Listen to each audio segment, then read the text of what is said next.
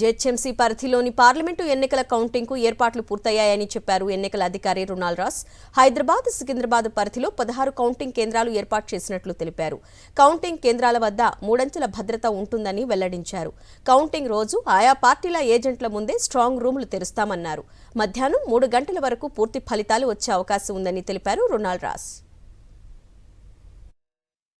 Hyderabad, Secunderabad parliament నియోజకవర్గం సంబంధించిన general election మరియు కంటోన్మెంట్ సంబంధించిన ఉప ఎన్నికకు మన హైదరాబాద్ జిల్లా యంత్రాంగం అన్నీ కూడా సిద్ధంగా ఉన్నాయి.